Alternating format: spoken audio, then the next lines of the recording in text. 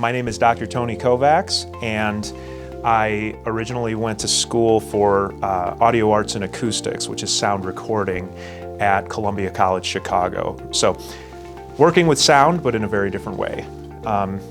I ended up returning to school for audiology many years later, but it was quite helpful to have that background of working with sound, just in general. I grew up right outside of Chicago. I ended up living in the city for about 12 years, but I grew up in a suburb that borders the northwest side of Chicago. So there was a pretty big transition from getting out of high school to where I am now.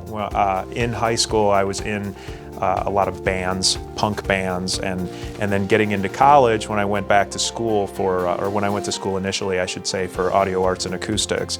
I was in a punk band and we were touring a lot, and then of course after college, I kind of put a normal career aside so that I can tour, and we did quite a bit of touring all over the country, and we did some international touring as well. And that was really what I was going for a long time, to try to make being a touring musician my main source of income, which is quite difficult, as you can imagine. I had definitely done some damage to my hearing before I became really diligent about wearing hearing protection. There were several years there where I wasn't so diligent wearing hearing protection, and I did some damage. And it really started becoming apparent that I had done some damage in the recording studio when I would be singing and the producer is saying, "Hey, you're flat, you're not on key." And I'm arguing with him going, "No, I'm not, I'm perfect, my singing is wonderful." And he's going, "No, you're flat." And sure enough, he brought out an auto tuner and proved, well, yeah, you're actually flat. It's very important for musicians to hear the intricacies of their instruments while still being able to communicate with one another and protect their hearing. So it's a delicate balance for musicians, for sure.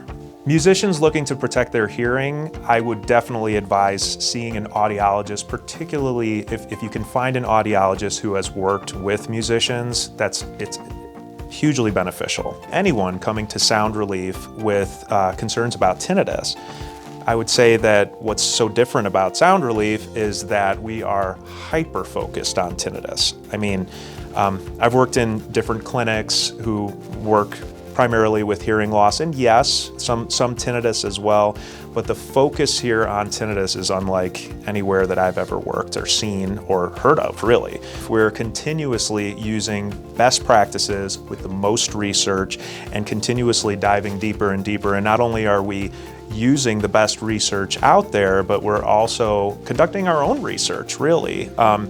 The fact that almost every patient we see is a tinnitus patient is such a different situation than what you would find at other clinics, where 90% of the patients might be hearing patients, and then you have that 5 to 10% that's a tinnitus patient. Here it's flipped.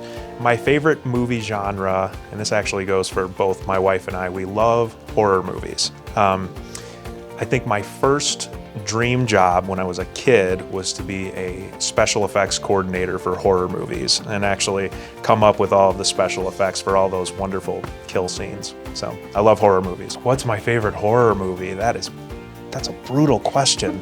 That's like, who's your favorite band? I mean, oh gosh, I don't know. I love all the classics, and by classics, I mean those classic 80s horror movies. I would say that's my favorite time for horror movies. So I love all the Nightmare on Elm Street films. I love all the Friday the 13th films, Halloween, the Evil Dead series, Return of the Living Dead, all those zombie films. I just love them. Yeah.